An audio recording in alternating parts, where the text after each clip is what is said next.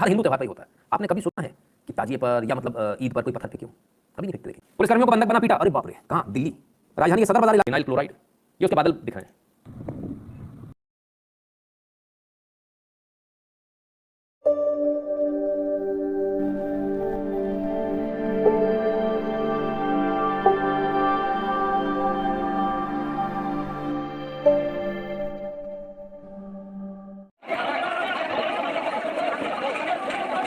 मस्जिद भी है, मीनार भी है। अच्छा,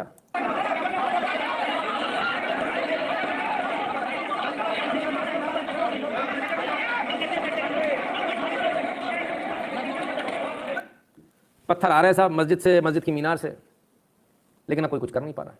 चलो फिर देखें क्या हुआ, घटना किस वजह से हुई। पलामू का ये पाकी है और सुबह ही ये बिल्कुल रण क्षेत्र में तब्दील हो गया था एक छोटे से मामले को लेकर। यहाँ पे आप देख सकते हैं मेरे पीछे इस जगह पे तोरण द्वार, देखिए मस्जिद ये है, ठीक है, द्वार यहाँ लगना है इस जगह पर, ये तमाम सारी दुकानें, मार्केट है, लेकिन यहाँ भी नहीं लगा सकते आप, क्यों? छत पे यहाँ तक आ गए, इन्होंने बना लिया अपना। चलिए अब आगे देखिए, द्वार यहाँ पे लगाया गया था शिवरात्रि को लेकर। लगाया गया था, अच्छा, अब तो दिख नहीं रहा, उखाड़ के फेंक दिया शिवरात्रि के लिए। अच्छा ये चक्कर है। अच्छा तो हमारी मस्जिद है तो उसके आसपास तुम लगा नहीं सकते, सड़क इनके बाप की है मतलब। अच्छा ठीक है। शिवरात्रि की तैयारियां चल रही थी, लेकिन एक समुदाय के लोगों ने विरोध किया कि विसिनिटी में उनका भी धर्म स्थान है तो ऐसा यहाँ ना किया जाए। बातें बढ़ी, उसके बाद बहसबाजी तक पहुंची, उसके बाद सीन बिगड़ गया और उसका प्रमाण आप हर जगह देख सकते हैं। ये देखिए पत्थर दोनों तरफ से, दोनों समुदाय की तरफ से पेल्टिंग हुआ है, स्टोन पेल्टिंग। इस बाइक को आप देखिए कि बिल्कुल जो है यहाँ पे इसको आग के हवाले किया गया था। ये तो साहब एक सवाल समझ में नहीं आया, मन में एक सवाल उठता है, पत्थर कहाँ से आए इतने सारे? इतने सारे पत्थर ये हर बार कैसे आ जाते हैं? फिर वो दिल्ली वाला मॉडल था, कट्टे में भर भर के गए थे क्या पहले से ही? शिवरात्रि आ रही है। मेरे मन में एक और सवाल है, जनता आज एक सवाल पूछ रही है कि इस देश में ज़्यादातर रहने वाले लोग हिंदू हैं, 80% हिंदू हैं, तो क्या हिंदुओं को भी इनके त्योहारों पर ऐसा करना शुरू कर देना चाहिए? ये जनता का सवाल है। जनता में गुस्सा है, जनता में रोष है, तो सवाल तो करेगी और इस प्रकार की बातें भी होंगी। तो ये अपने आप में बड़ी विकट बात है कि भाई आप यहाँ से जो है यहाँ से नहीं निकल सकते, और हर हिंदू त्यौहार पर ही होता है। आपने कभी सुना है कि ताजिए पर या मतलब ईद पर कोई पत्थर फेंके हो? कभी नहीं फेंकते, देखेंगे आपको, पूरे देश में आराम से मनती है। लेकिन हिंदू त्यौहार पर यह पत्थरबाजी एक आम घटना हो गई। मतलब अब शिवजी का आपको शिवरात्रि मनानी है, तोरण द्वार, स्वागत द्वार जिसको बोलते हैं, वो भी उखाड़ दिया। ऐसा तो बता रहे यहाँ लगा था। क्या बोलें, गजब है साहब। से जो तस्वीरें आ रही है वो बहुत ज्यादा विचलित कर रही है, क्योंकि तस्वीरों के अंदर बहुत स्पष्ट रूप से दिख रहा है झारखंड के पलामू में जबरदस्त तनाव है, और तस्वीरों में जो दिख रहा है वो जबरदस्त है। दो समुदायों के बीच में जबरदस्त पत्थरबाजी की खबर है। शिवरात्रि से पहले यह चुनाव है और पेट्रोल बम तक चलाए गए हैं। यह आपको मैं बता दूं, इलाके में धारा 144 लगा दी गई है। झारखंड के पलामू में बेहद बड़ा तनाव है। तस्वीरें आपको हम दिखा रहे हैं, आप तस्वीरें देख सकते हैं इस समय फुल स्क्रीन पे, तस्वीरें दिखाइए पीसीआर। इस समय झारखंड के पलामू की तोरण द्वार बनाने को लेकर यह बड़ा विवाद हुआ। आप देखिए पत्थरबाजी कहां से हो रही है, वो तस्वीरों में दिखाई दे रहा है। पत्थरबाजी कहां से हो रही है, कैसे हो रही है, और धार्मिक इमारत से पत्थरबाजी की जा रही है, पेट्रोल बम तक चले हैं, बड़ा विवाद हुआ। आप देखिए पत्थरबाजी कहां से हो रही है, वो तस्वीरों में दिखाई दे रहा है। पत्थरबाजी कहां से हो रही है, कैसे हो रही है, और धार्मिक इमारत से पत्थरबाजी की जा रही है, पेट्रोल बम तक चले हैं जैसी रिपोर्ट्स आ रही है, और तनाव है। आपको तस्वीरों में दिख रहा है, यहां पर दुकानें जली हुई है, मोटरसाइकिल जली हुई आपको दिख रही है, पत्थर ऊपर से चलते हुए तस्वीरों में दिखाई दे रहे हैं। स्वामी दीपांकर, तो साहब मस्जिद से पत्थर चलाए गए थे, वीडियो में भी दिख रहे हैं। मस्जिद से बड़ी मुश्किल से एक आध वीडियो मिली है, अदरवाइज आपको इसकी जितनी भी वीडियो मिलेंगी वो सारी वीडियो जो रिटर्न पत्थर चलाए गए, जो पहले इनको पत्थर पड़े, फिर इन्होंने पत्थर, वही पत्थर इन्होंने उठाकर फेंके वापस, तो ज़्यादातर वीडियो आपको वही मिलेंगी। यानी पूरा इंटरनेशनल नैरेटिव जो आपने ध्यान नहीं दिया होगा, मैंने ध्यान दिया है, तो पूरा इंटरनेशनल नैरेटिव जो है वो हमारे खिलाफ, यानी इन लोगों के खिलाफ है जो शिवरात्रि मनाना चाह रहे हैं। शिवरात्रि वाले जो है वो गुंडे हैं जो शिवरात्रि मनाना चाह रहे हैं। देखो उन्होंने मस्जिद पर पथराव कर दिया। बड़ी हैरानी होती है देखकर, बड़ी शर्म भी आती है, मुझे शर्मिंदगी भी होती है कि हिंदुओं में इतनी बुरी हालत है इनके आयोजकों की, इनको ये भी नहीं मालूम कि वीडियो कैसे बनानी है, वीडियो कौन बनाएगा, वीडियो कैसे बननी चाहिए, पूरी घटना की होनी चाहिए। कोई वीडियो कुछ नहीं, इंटरनेट फिलहाल बंद कर दिया गया, धारा 144 लागू है, तो अब तो कोई वहाँ से वीडियो आने की संभावना भी नहीं, जो आएगी बाद में आएगी। घटना की और जानकारी और भी लोग दे रहे हैं। सुबह में शुरू हुई, तोरण द्वार लगाया जा रहा था। आपको हम दिखा दें कि घटना की शुरुआत यहीं से हुई है, जो आप देख सकते हैं कि यहीं पे तोरण द्वार लगाया जा रहा था शिवरात्रि को लेकर, जिसके लेकर इतना बड़ा विवाद पड़ा है। और आपको बता दें कि जो ये मस्जिद है, मस्जिद के पास ही मस्जिद चौक, ये जो जगह है पार्टी के मस्जिद चौक के पास है, मस्जिद चौक के पास जहाँ पर ये घटना घटी है, और इसी जगह पर दोनों पक्षों में विवाद हुआ। विवाद के बाद दोनों पक्षों में झड़प हुई, झड़प के बाद यहाँ पर पत्थरबाजी हुई। पत्थरबाजी बाद कई दुकानों में आग लगा दी है, कई वाहनों को क्षतिग्रस्त कर दिया गया है। आपको हम वीडियो के माध्यम से दिखा रहे हैं कि देखिए किस तरह का पत्थरबाजी हुआ है, कितने बड़े बड़े बोल्डर से दुकान को तोड़ा गया है, या अन्य तरह के जो है यहाँ पर देख सकते हैं जो फल यहाँ पे लगाया जाता था, उस पर जो जिस पर फल बेचा जाता। तो साहब गड्ढे भी हैं, यानी वो लगाए भी होंगे, जो पाइप वगैरह लगाते हैं, वो फिलहाल सब गायब है। कुल मिलाकर आप अपने देश में आप अपना त्यौहार सेलिब्रेट नहीं कर सकते, त्यौहार नहीं मना सकते, क्योंकि कोई विशेष लोग नहीं चाहते कि आप त्यौहार मनाएं। बाकी तो छोड़िए साहब, आईपीएस साहब को नहीं, सॉरी एसडीओ साहब को नहीं छोड़ा गया,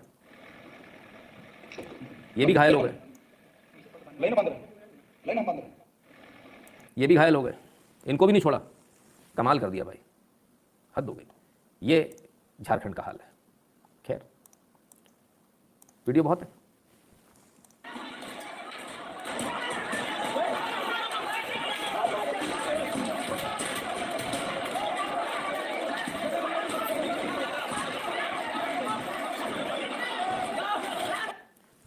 पिटा कौन, किसका नुकसान किसका हुआ, जिसने दरवाजा लगाया था स्वागत द्वार उखाड़ के किसका फेंक दिया गया, और नैरेटिव किसके खिलाफ बना, आपके खिलाफ। पूरा मीडिया जो है, इंटरनेशनल मीडिया और खासकर वो जो लुटियन जोन वाला, वो बिल्कुल चीखे मार मार कर आपके खिलाफ चिल्ला रहा है। ये स्थिति है। खैर एक स्थिति देख ली आपने, एक और दिखाएं आपको। ये तो देश के अंदर की हो गई, देश के बाहर की भी देख लीजिए। जहाँ आप लोग पढ़े लिखे हैं ना, जहाँ आप लोग इंटेलिजेंट लोग रहते हैं, वहाँ का भी हाल देख लीजिए। ये लीजिए साहब, कनाडा का राम मंदिर है। कनाडा के राम मंदिर में ये आगजनी, ये तोड़फोड़ की गई है। ये रहा राम मंदिर। अब ये कहानी ऑस्ट्रेलिया से कनाडा भी पहुंच गई। Declare Modi terrorist, BBC, Hindustan मुर्दाबाद, संत भिंडरा वाले मार्टर। अच्छा जी, ये आपके मंदिरों पे लिख के लोग चले जाते हैं। और डरपोक कितने की वो स्प्रे वाला जो वो होता है ना, उससे लिखते हैं, जो बॉटल्स होती हैं। भैया थोड़ा ध्यान रखा करो, जैसे ही मिले ना फट वहीं पकड़ लिया, वहीं पकड़ लिया, छोड़ना ही नहीं है। और ढंग से एक बार इलाज करो ताकि भविष्य में कोई आसपास नहीं आए। तो ये वहाँ पर भी जारी है भाई, कनाडा में भी हो गई। आज की घटना है। इसके बाद जो है तमाम सारे लोगों ने इसको लेकर चिट्ठी लिखी है, अपना रोष प्रकट किया है। भारत सरकार ने भी कनाडा सरकार से कहा कि इस पर सख्त कार्रवाई हो। जो मंदिर में जो तोड़फोड़ हुई है इस पर कार्रवाई होनी चाहिए। ये है साहब।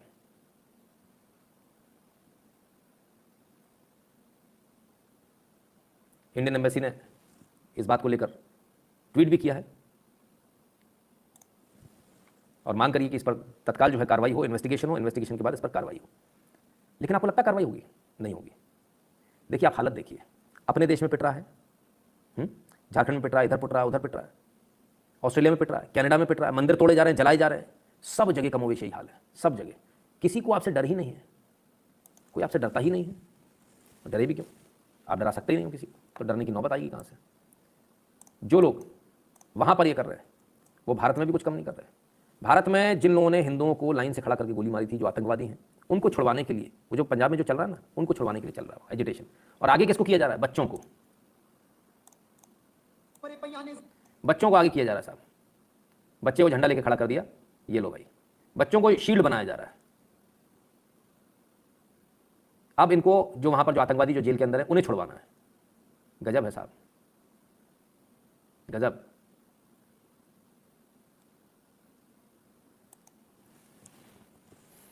कमाल है। तो विदेश से लेकर देश तक यही हाल है, चारों तरफ यही हाल है। क्या करोगे आप? अब क्या पॉक्सो लगना चाहिए एक्ट? अच्छा जी, अदालत से लगवाओगे? आइए अदालत की हालत भी दिखा देते हैं। Assam child marriage crackdown, high court says arrest are causing havoc in lives. ओहो, बाल विवाह पर सोचिए, इस देश में बाल विवाह कानून कब बना? कब बना इस देश में कब बाल विवाह कानून? मुझे अच्छी तरह याद है, वो छोटा था, बचपन की बात है ना, शायद तब बना था। कांग्रेस की सरकारें थी, राजस्थान वगैरह में होते थे। माँ बाप को जेल में डाल दिया जाता था, पूरी बारात जेल जाती थी साहब, पूरी बारात, लास्ट तक गई, अभी 5-10 साल पीछे तक पूरी बारात है, पूरी बारात जेल। तब किसी की लाइफ में हैवोक नहीं हुआ। इस बार खास लोगों के खिलाफ जब हुआ तो ऐसा हंगामा हो गया कि लोगों की लाइफ में हैवोक क्रिएट कर रहा है। नहीं, गिरफ्तार मत करो किसी को। अच्छा, ऐसा गजब हो गया। कमाल है साहब, हमें तो पता ही नहीं था। मतलब हिंदू जेल जाएगा तो बड़े आराम से भेजो। बाल विवाह में ताबड़तोड़ गिरफ्तारी पर हाईकोर्ट ने असम सरकार को लगाई फटकार, सभी आरोपियों की रिहाई के आदेश। ओए होए होए होए, ऐसा गजब, ऐसा गजब। अब मजे की बात सुनिए, अब मजे की बात सुनिए जरा। जो पॉक्सो एक्ट जो है उसमें स्पष्ट रूप से लिखा हुआ है कि यदि लड़की ये कहे भी कि नहीं मेरी मर्जी सब कुछ हुआ, तो भी रेप का चार्ज लगेगा, तो भी पॉक्सो एक्ट लगेगा, सारे चार्जेस तो भी लगेंगे। लाख वो बयान देती रहे तो भी नहीं माना जाएगा, कोर्ट में भी नहीं माना जाएगा। अब कोर्ट का मालूम क्या कहना है? बोले नहीं, कहाँ कौन कह रहा है कि हमारे साथ जाती हुई? किसी ने कंप्लेंट थोड़ी करी है, सब राजी खुशी हो रहा तो सही है, चल रहा है। अरे गजब, ऐसा? ये हमारे यहाँ की कोर्ट है सर, हमारी कोर्ट का आदेश है। कमाल, मैं तो हैरान हूँ साहब देख देख कर, ऐसा गजब। चलिए, असम बाल विवाह में हुई गिरफ्तारियों पर हाईकोर्ट की सख्त टिप्पणी, कहा जीवन में तबाही मचा रही हैं। ओहो, जीवन में तबाही मच रही है साहब। इससे पहले आज तक इतने दशकों से ये लागू है, दशकों से कभी जीवन में तबाही नहीं मची। जब आप लोगों के घरों पे पहुंच गए, दुल्हन बनी कोई बैठी है, उसकी एक दिन भी उसकी आयु यदि कम है, एक दिन भी मार्कशीट के हिसाब से, तो माँ बाप बारात, पूरी बारात को जेल, माँ बाबा सब जेल। उनको तो 15-15 दिन के लिए जेल भेज देते थे, 14 दिन की जुडिशियल कस्टडी भेज दो फिर सुनेंगे। बड़ी जल्दी कानून बदल गया, देश का कानून ही बदल गया। ऐसा हो गया। क्या मेरिट पे डिसाइड नहीं होगा? सिर्फ 2 बातें होनी चाहिए, कानून में क्या लिखा है और यहाँ क्या हो रहा है।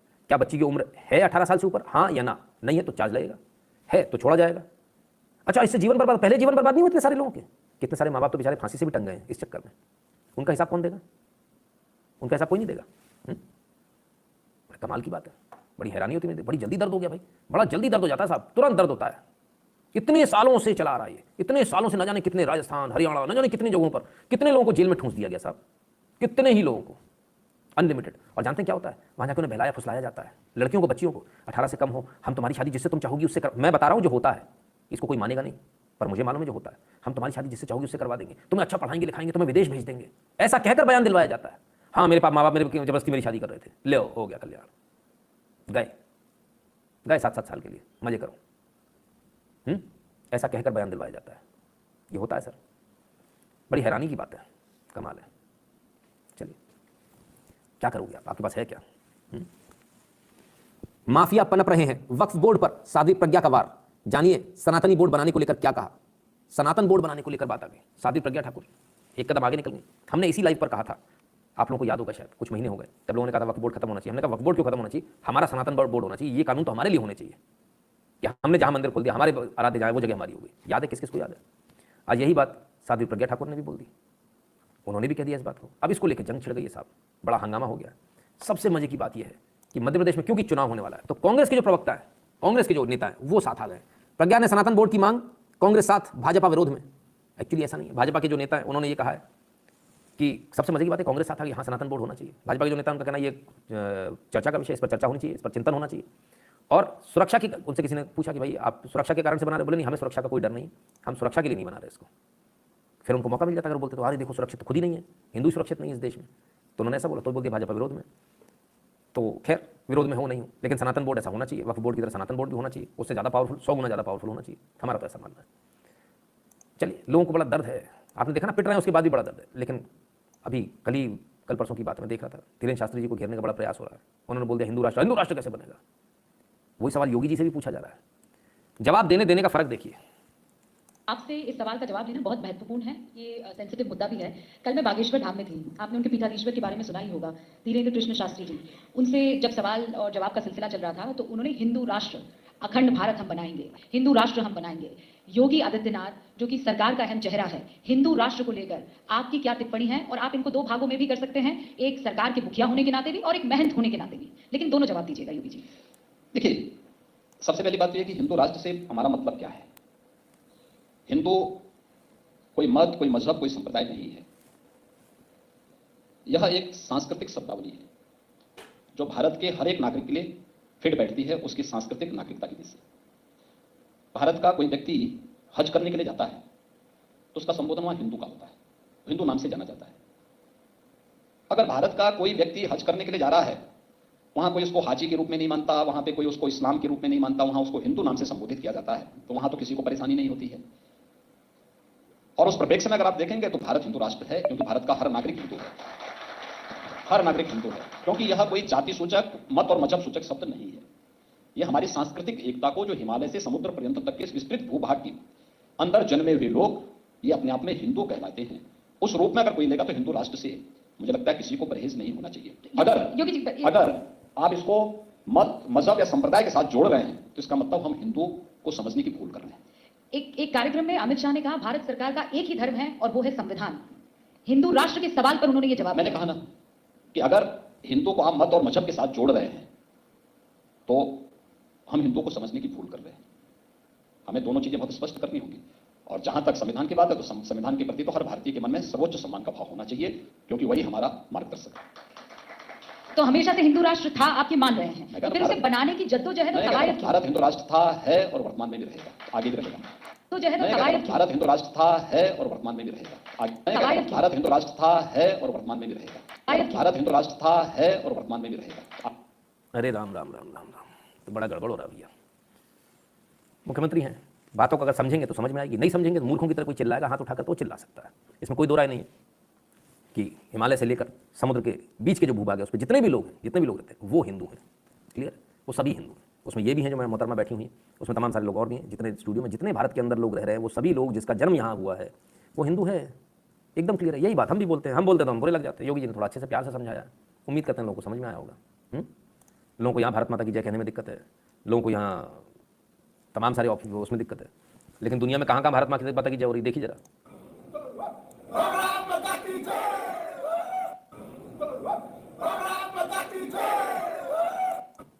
फिजी में भारत माता की जय हो रही है, बताइए। हमारे देश में लोगों को जो यहाँ खा रहे हैं, यहाँ रह रहे हैं, उनको बोलने में दिक्कत है, दुनिया जहान में लोग बोल रहे हैं, कमाल है। बिठूर घाट पर हुआ मां बेटी का अंतिम संस्कार, बेटे शिवम ने दी मुखाग्नि, सीएम ने जताया दुख। तो बिठूर घाट पर जो है फाइनली अंतिम संस्कार हो गया, पहले अंतिम संस्कार नहीं हो रहा था। कानपुर की वही घटना है जिसमें माँ और बेटी जो है उस अपने घर में जो है झुग्गी झोपड़ी जिसे बोलेंगे उसमें उनकी मृत्यु हो गई थी जलकर।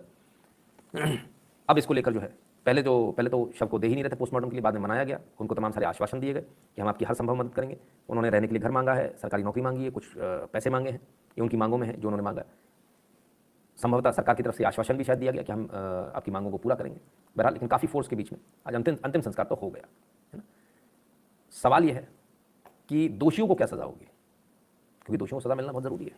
लेकिन उससे पहले सरकारी जमीन, 3 दीक्षित परिवारों की अदावत, कानपुर में मां बेटी की मौत की इनसाइड स्टोरी। वो तो मामला ही बदल गया भाई, हम तो अभी तक कुछ और सोच रहे थे, पर यह मामला तो आपस के परिवार का ही है, 3 दीक्षित परिवारों का। तो क्या मामला है कि तीनों परिवारों में विवाद जमीन को लेकर ही हुआ था, जमीन के कब्जे को लेकर। मजे की बात यह है कि जिस जमीन की बात हो रही है, यह जमीन इन तीनों परिवारों में से किसी की है ही नहीं, यह जमीन सरकारी जमीन है, ठीक है। उस जमीन पर अवैध कब्जे को लेकर बाकायदा जो है पंचायत भी बैठी, सब कुछ हुआ, ठीक है ना।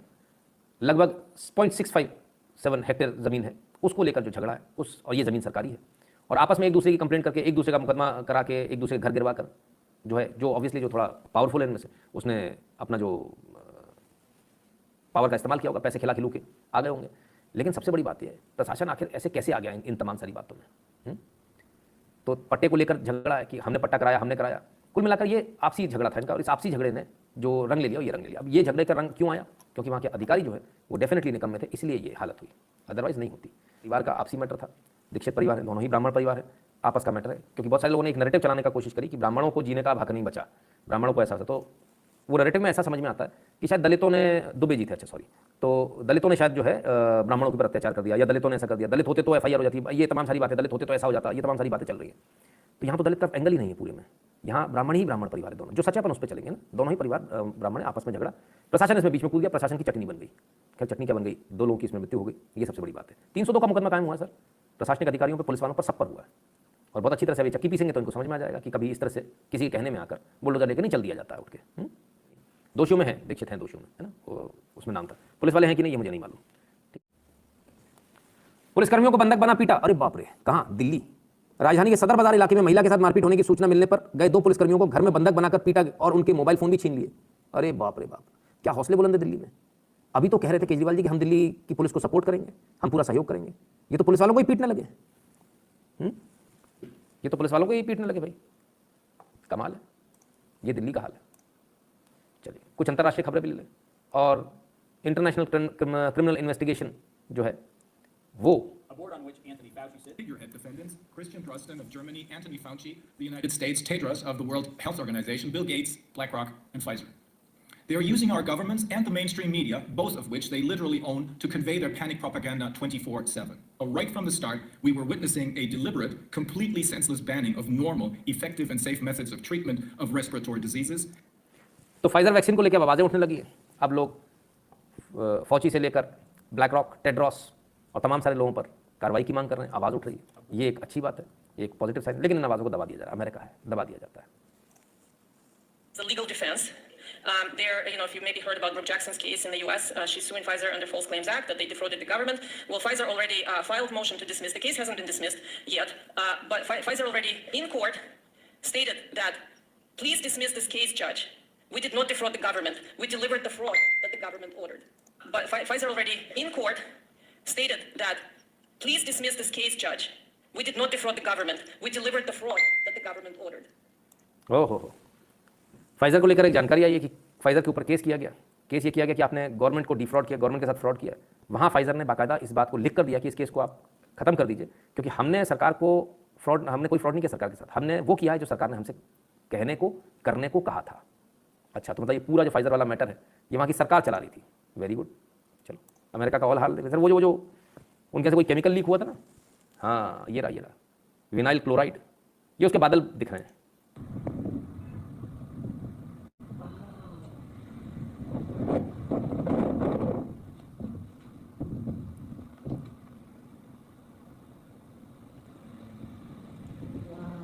इतना खतरनाक नज़ारा था ये। और इसके बाद जो हुआ वो भी देखिए, वो भी आपको दिखाएंगे। And groundwater are safe. However, after this couple saw dead fish in this creek that you're looking at, they're deciding to not take any chances.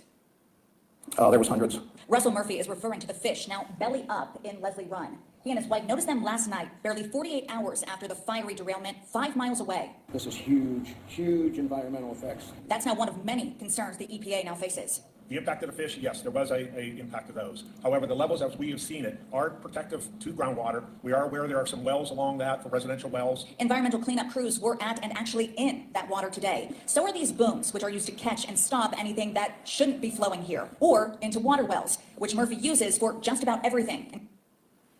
तो साहब ये स्थिति है। जो न्यूज़ हमने आपको दिखाई थी वो न्यूज़ अब मेन स्ट्रीम मीडिया पर आने लगी है, मेन स्ट्रीम मीडिया पर वो न्यूज़ भी बनने लगी और लोग अब इस बारे में बात कर रहे हैं। लेकिन इस सब के बीच इतना बड़ा क्लाइमेट डिजास्टर हो गया, वो कहाँ है? हाउ डेयर, वो कहाँ है? वो कहाँ गई? कहाँ है वो? आओ भाई देखें। I am so please to share that the climate book is now available in the US Canada. अरे ये तो अपनी बुक की मार्केटिंग कर रही है। लो the climate book Greta Thunberg. ऐ शाबाश, काय बेटे ना जाए, बेटे आग लग रही मोड़ी, बेटे होइया बहु बर्गर मिल जाए ना ना ना ना, सवाल नहीं है भाई साहब। मुंह नहीं खुला इसका, इस पूरे इंसिडेंट पे मुंह नहीं खुला इसका। ये इसकी असलियत है। समझ में आया आपको? ये कैसे वेस्टर्न वर्ल्ड को अमेरिका बेवकूफ़ बनाता है और उसको अपने तलवों के नीचे रखता है, इसका क्लासिक एग्जांपल है। जर्मनी पहुंच गए, इधर पहुंच गए, उधर पहुंच गए, अपने यहाँ जो हो गया उसकी बात ही नहीं करनी, सूम में निकल गए चुपचाप। कमाल के लोग हैं जो इस जैसी को झेलते हैं।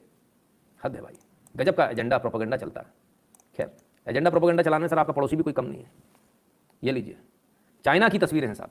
लोगों के पास, गरीब हैं, लोगों के पास इतना पैसा नहीं है कि मोबाइल खरीद सके, तो जो प्रोडक्ट जो प्रमोट कराते हैं वो टिकटॉक पे देखते हैं ना, आपको तमाम सारे दिखते हैं, फेसबुक रील्स वगैरह, वो ये लोग आके इनको प्रोडक्ट वाले प्रोडक्ट देते हैं, तो ये लोग यहाँ बैठकर अपने वीडियोस रील्स बना रहे हैं, उसको अपलोड करेंगे और उससे इनको पैसा मिलेगा।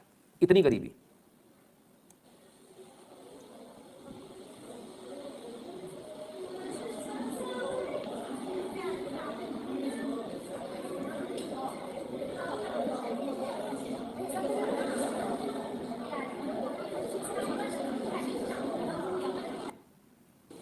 कमाल है भाई, गजब है। लाइव स्ट्रीम होते हैं यहाँ से, पैसे कमाने की जुगाड़ है। चलिए पाकिस्तान की भी बात करने लगे। हाँ, तो पाकिस्तान में दूध की कीमत जो है 250 रुपये प्रति लीटर, पाकिस्तानी रुपयों में 250 रुपये प्रति लीटर पहुँच गई है। चिकन मुर्गा 500 रुपये किलो है। चिकन मीट यानी जिंदा मुर्गा 500 रुपये किलो है। चिकन मीट जो है वो 800 रुपये किलो है। बोनलेस चिकन जो है वो 1100 रुपये किलो है। और अब जो है फॉरेक्स रिजर्व जो है वो सिर्फ $2.9 बिलियन का रह गया, जो सिर्फ 3 हफ्ते का सामान खरीद सकता है, जितना पाकिस्तान कंज्यूम करता है, जितना इंपोर्ट करता था। 3 हफ्ते का बचा है। IMF जो है इनको बेल आउट पैकेज तो देने को तैयार है, लेकिन IMF का साथ में कहना कि नहीं, हमारे हिसाब से आपको नए टैक्स रिजीम लाना पड़ेगा। उसके लिए आज वो कानून लेकर भी आने का प्रयास किया उन्होंने। देखते हैं कितना पास होता है कितना नहीं, और नए टैक्स रिजीम में जो है एकदम से जो बढ़ेगा जो रेट्स, और ज़्यादा आफत होगी।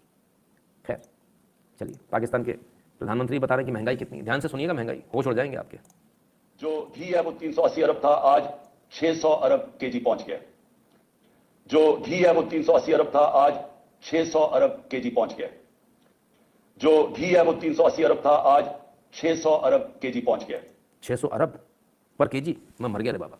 इतनी महंगाई, ऐसी महंगाई होगी तो फिर खेल ही हो जाएगा। कमाल है साहब।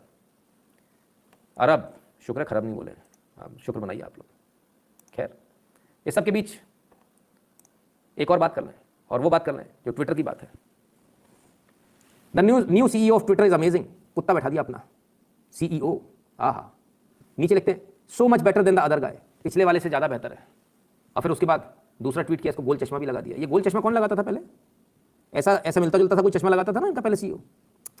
अरे राम राम राम राम राम, एक को भी नौकरी नहीं मिली अभी तक जिनको निकाला है। कमाल है। बहुत सही मजे ले रहे हैं एलन मस्क, बहुत सही मजे ले रहे हैं, खिलौने की तरह से इस्तेमाल कर रहे हैं। आइए साहब, मैं सोचता हूँ कि आप ही लोग बेदर्दी हो, आप ही लोग पैसे नहीं देते हो, पर ऐसा नहीं है। पूरी दुनिया बेदर्दी है। देखो, हम सुनवा रहे हैं बहुत बड़े पत्रकार साहब से, सुनो। आइयो राम। ये बात ये देश याद रखेगा कि मुझे किसी ने 2000 रुपये का ऑफर नहीं दिया काम का, और इस बात के लिए इस देश के लाखों करोड़ के विज्ञापनों से लैस मीडिया संस्थानों को शर्मिंदा तो होना ही पड़ेगा, आज ना कल। और मैं बोलता ही रहूंगा कि इस तरह के गोदी मीडिया को मत देखो, सब्सक्राइब मत करो।